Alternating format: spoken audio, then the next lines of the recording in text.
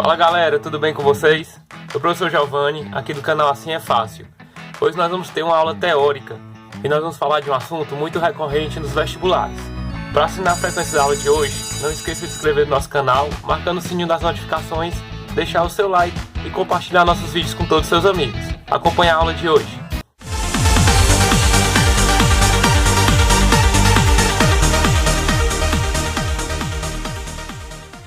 Galera, o assunto que nós trataremos hoje é o assunto de atrito. O atrito nada mais é do que uma força. Então, para que a gente possa falar a respeito da força de atrito, nós vamos seguir a seguinte estratégia. Nós vamos tratar do módulo da força de atrito. Vamos também falar a respeito da direção em que ela atua. E também vamos tratar do sentido em que atua a força de atrito. Então vamos lá. Veja que o atrito nada mais é do que uma força. Portanto, ele se refere a uma grandeza vetorial. Por ser uma grandeza vetorial, para que ele possa ser completamente representado, é necessário que a gente fale das três informações que representam um vetor: módulo, direção e sentido. Mas antes disso, a gente precisa identificar quando é que o atrito atua. Portanto, vamos definir o atrito como sendo uma força de contato que impede ou reduz o deslizamento de um corpo sobre uma superfície.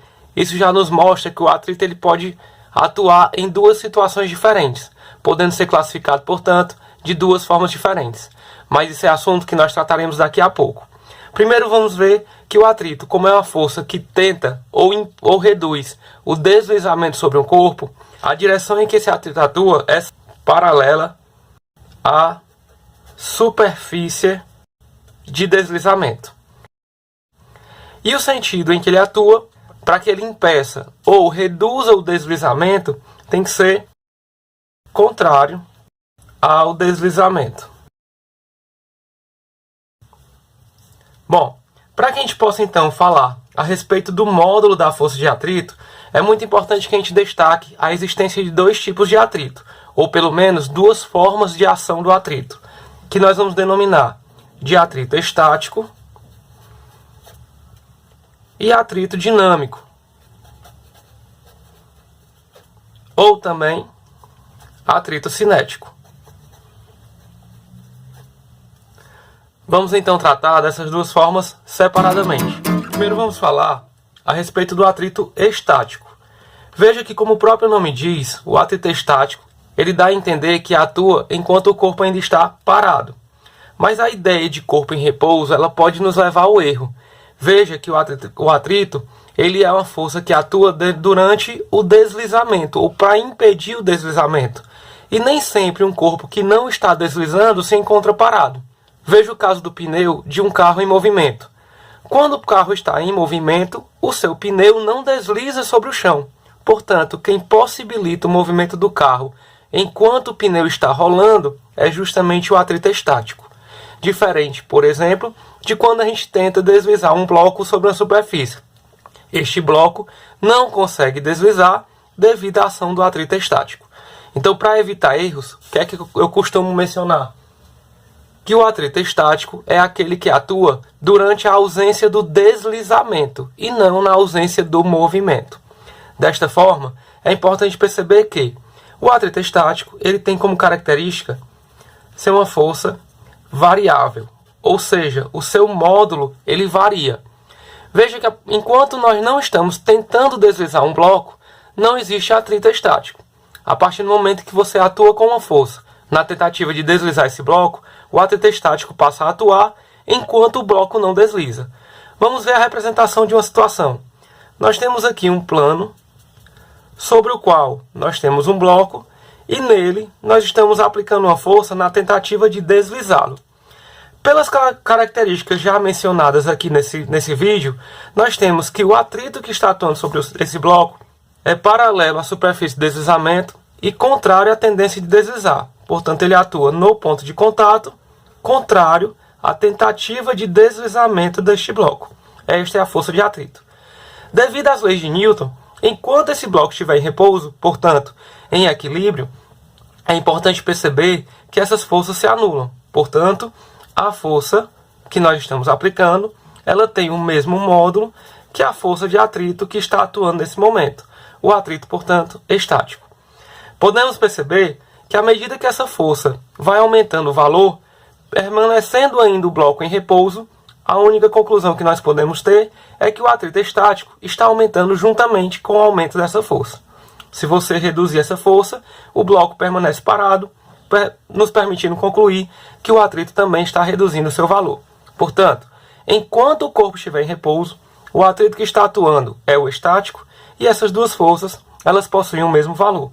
Podemos então chegar a uma outra conclusão, que o valor do atrito estático não tem uma equação própria para ser calculado, mas ele vai ser sempre igual à resultante de todas as outras forças que estão atuando sem o atrito.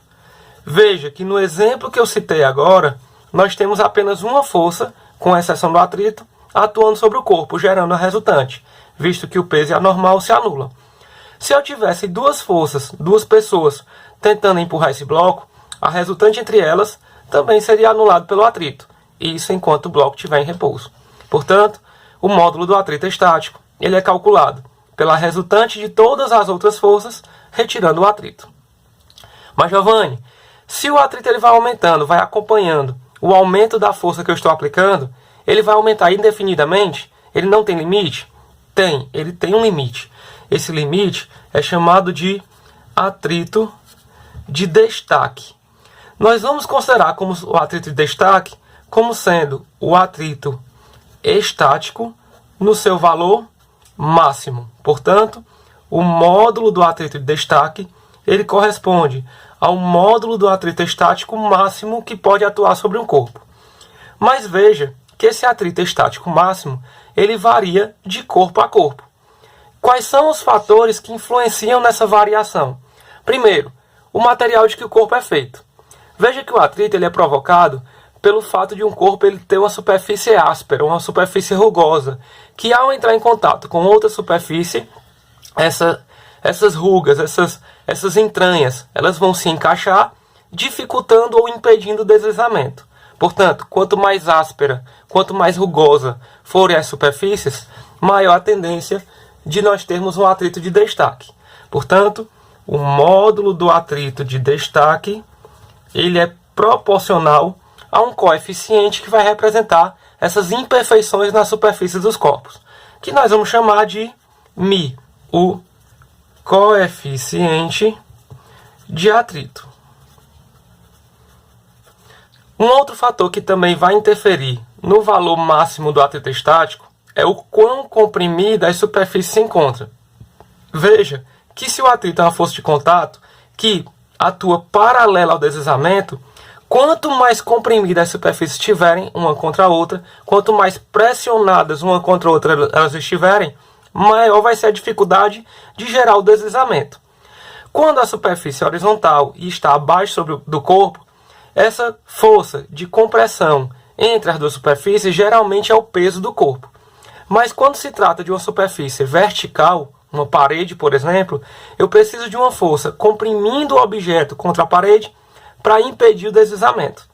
Então, em todos esses casos, essa força que comprime o objeto contra a superfície é reagida pela força normal. Portanto, tem o mesmo módulo que a normal.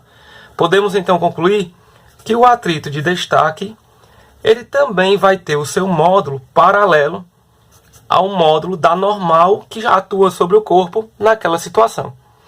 Reunindo essas duas informações, nós podemos concluir que o atrito de destaque tem o seu módulo calculado pelo coeficiente de atrito multiplicado pelo módulo da normal que atua sobre o corpo naquele momento. Veja então que o atrito estático, por ser variável, ele vai ter um limite de variação, ele vai ter um intervalo de variação. Esse intervalo ele vai desde um valor acima de zero, até porque zero não representa um atrito, até um valor denominado de atrito de destaque, que ainda é o atrito estático, porém no seu valor máximo. Vamos agora falar do outro tipo de atrito. Vamos agora falar a respeito do atrito dinâmico, também denominado de atrito cinético, que ele passa a atuar quando a força aplicada sobre um corpo vence o atrito de destaque, ou seja, quando a gente consegue vencer a iminência do movimento, quando a gente consegue pôr o corpo em deslizamento. A partir do momento em que o corpo passa a deslizar, passa a atuar sobre ele o atrito na forma dinâmica ou na forma cinética, em que ele tem como característica ter um valor constante. Portanto, como ele tem um valor constante, ele não vai depender mais das forças que estão atuando sobre o corpo, podendo agir inclusive na ausência delas. Veja que quando você arremessa um objeto sobre o chão, a partir do momento em que o objeto perde o contato com sua mão, você deixou de aplicar força sobre ele. Mas devido ao contato do objeto com o chão, o atrito cinético passa a atuar contrário ao deslizamento, fazendo o corpo parar logo em seguida. Portanto, o atrito dinâmico ele não depende da resultante de outras forças. No entanto, o seu módulo ele também vai depender de quão a superfície é áspera, vai depender das imperfeições da superfície, portanto, ele também vai ser proporcional ao coeficiente de atrito e também vai ser proporcional ao quanto essas superfícies estão comprimidas uma contra a outra, que nós já vimos na explicação do atrito estático que isso é representado pelo módulo da normal, nos dando, portanto, a relação do atrito dinâmico sendo calculado seu módulo pelo coeficiente de atrito multiplicado pelo módulo da normal. Mas, professor, sendo assim, nós podemos concluir que o atrito dinâmico ele é igual ao atrito estático em módulo? Não. Veja que a partir de agora nós podemos fazer uma observação. Você já deve ter percebido, ao tentar deslizar um bloco relativamente pesado sobre o chão, que é muito mais fácil mantê-lo em movimento do que iniciar o deslizamento desse bloco. Isso nos mostra que no exato momento em que você vence a iminência do movimento, o atrito ele passa a ter um comportamento diferente do anterior. Portanto, nós podemos perceber que para cada par de superfície em contato, existem dois coeficientes de atrito. Um enquanto ele está em repouso, um outro quando ele passa a deslizar.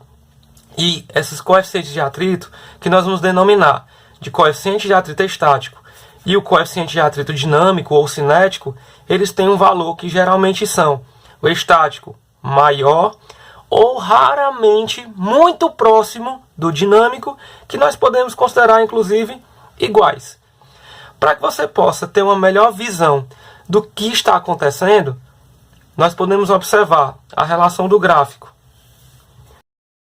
da força de atrito que está atuando sobre o bloco em função da força resultante sem o atrito que está atuando sobre o corpo. Vamos lá então. Vamos considerar que no início da situação nós não temos nenhuma força atuando. Se não tem nenhuma força, não existe tendência de deslizamento, portanto o atrito também é zero. À medida que essa força vai aumentando e o corpo permanece em repouso, podemos concluir que o atrito está atuando e de mesmo valor que esta força.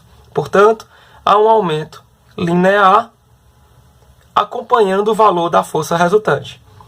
Veja que existe num determinado momento em que o corpo se encontra na iminência de deslizar, o atrito que está atuando nesse momento é o atrito de destaque,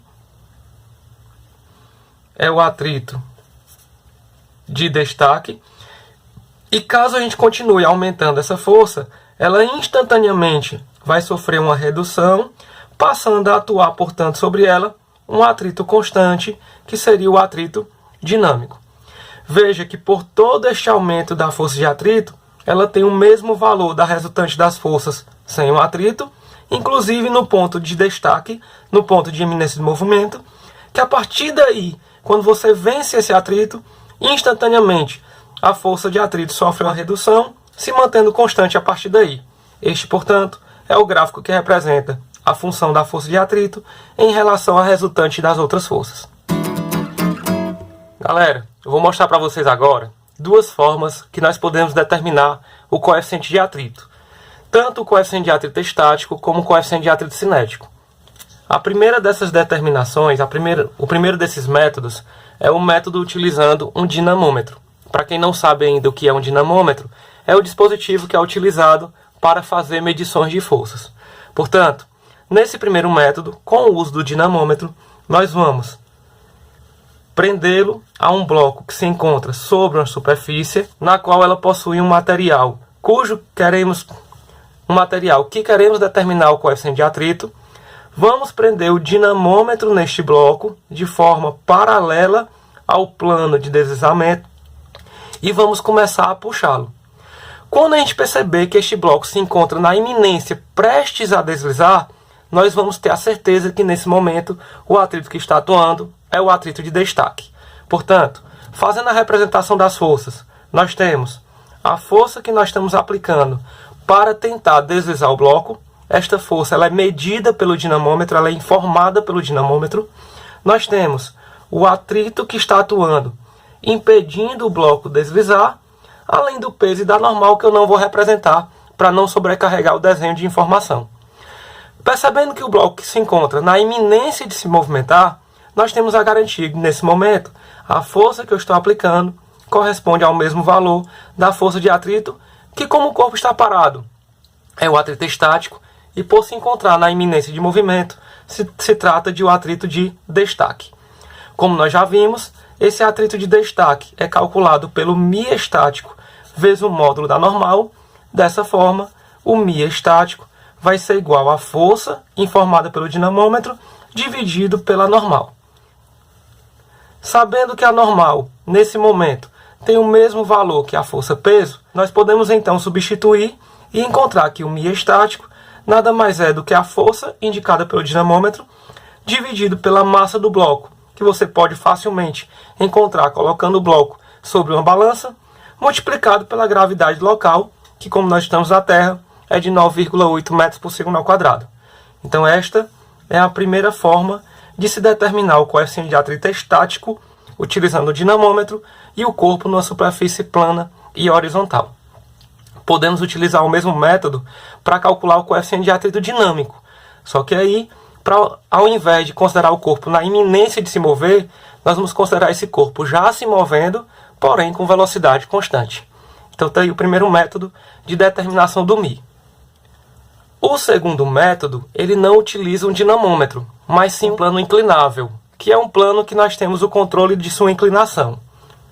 Portanto, sobre um plano horizontal, nós vamos colocar um plano inclinável com a possibilidade de medir o ângulo de inclinação desse plano e vamos fazer com que esse plano se incline até o momento em que a gente perceba que esse bloco se encontra na iminência de deslizar. Medindo, portanto, este ângulo de inclinação, nós vamos perceber que nesse momento estão atuando a força-peso, a força normal e a força de atrito, na tentativa de impedir o deslizamento desse bloco. Ao se encontrar na iminência de deslizar, o atrito que está atuando é o atrito de destaque. Veja, sobre o plano de deslizamento, nós temos o atrito paralelo a ele, a normal perpendicular e o peso inclinado, nos obrigando, portanto, a decompor o vetor que representa a força-peso numa componente perpendicular ao plano, que eu vou chamar de PY, e uma componente paralela ao plano, que eu vou chamar de PX. O bloco, portanto, se encontrando em repouso, nós podemos garantir que no eixo paralelo ao plano, nós temos que Px é igual ao atrito, que devido à iminência de movimento é o atrito de destaque. Como Px é a componente que está separada do ângulo que corresponde ao mesmo valor da inclinação do plano, isso já foi explicado em outro vídeo, nós temos que Px é o peso vezes o seno desse ângulo. Isso é igual ao atrito que corresponde ao atrito estático vezes a normal. Veja que a normal nós não temos o valor ainda. Então temos que recorrer ao eixo perpendicular ao plano de deslizamento. Nesse eixo perpendicular, a normal tem o mesmo valor que o PY. E se o PX é o P seno, o PY é o P cosseno. Dessa forma, substituindo a normal pelo P cosseno, nós temos que P seno de θ igual ao μ estático vezes o P cosseno de θ. Nós podemos simplificar o P de um lado com o P do outro e encontrar que o μ estático nada mais é do que o seno de θ dividido pelo cosseno de θ. Ou seja, o μ estático corresponde à tangente do ângulo de inclinação do plano quando o corpo se encontrar na iminência de deslizar. Veja que a mesma demonstração pode ser feita para o atrito cinético, desde que o bloco já esteja deslizando, porém com velocidade constante. Se você gostou da explicação da aula de hoje, não esqueça de deixar nos seus comentários o Assim é Fácil. Também não esqueça de se inscrever no nosso canal, marcando o sininho das notificações, deixar o seu like e compartilhar nossos vídeos com todos os seus amigos.